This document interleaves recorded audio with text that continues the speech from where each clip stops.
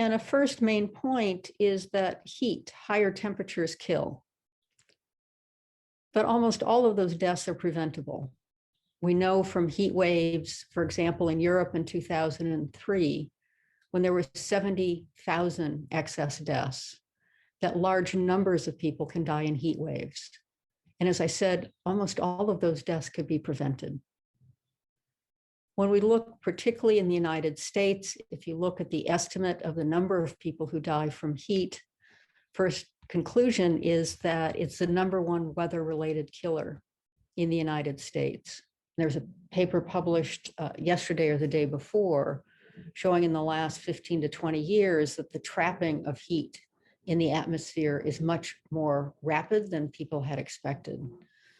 And this is why we're seeing not only overall warmer temperatures, but again, much higher temperatures when you have a heat wave. Well, California, as a matter of geographic focus and the escalating drought that is unfolding in this part of the country, it is actually part of a much broader drought across the American West, especially the southwestern states of California, Arizona, New Mexico, Nevada, Utah, and Colorado. So this is affecting quite a broad region.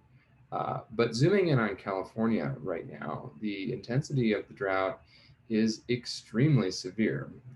This is not just run-of-the-mill drought, if you will. This is a top-tier drought historically. In fact, we are currently on track to surpass the severity of the last drought, which occurred back around 2013 to 2016. And by many metrics, that was the worst drought in California's recorded history. We're currently on track to surpass that just a few years later. Saying that these increasing severity of heat waves and of drought in the West, including the current drought, which is extremely severe, has lots of implications for wildfire conditions as well, because as you might imagine, warming temperatures and drying conditions dry out the vegetation. The vegetation, not just the forest, but also the grasslands and the regions in between the forest and the grasslands become more flammable, and you have fires that burn at a higher intensity, are more difficult to control, and are more likely to threaten people and ecosystems.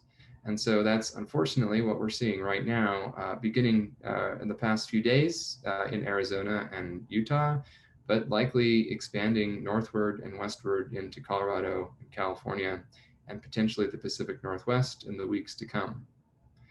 And so we've seen in our own research as well, a pretty strong trend towards increasing extreme fire weather conditions as a result of climate change, once again, because of warming temperatures and lowering humidity. I want to highlight we're already paying a price for climate change. There are children who lost parents, grandparents, parents who lost their children during Hurricane Katrina, Maria, during the fires in Paradise. There were people who had to leave the communities they were part of in different parts of the world because of the impacts of climate change. So we're already experiencing it. We have to have solutions that are built from the grassroots up, from the community up. When we think about climate mitigation, that really is what needs to be done to be realistic about community climate adaptation if we want to protect our communities from environmental and climate disaster. There needs to be this emphasis on just transitions, where we do more than just disseminating information to community members or acknowledging barriers that they face, but really centering the community in solution building and in decision making. We have to have solutions that leave communities with capacity. We have to have anti-displacement solutions that put health and equity at the forefront. And so let's look at a few kind of specific examples of policies that can underpin equitable development of climate mitigation strategies. So we know our nation's becoming a country of color, and we have large ethnic and language diversity. But if we want to enable communities of color to participate in climate change policy, our weather and climate services, various things that we do need to be done in multiple languages.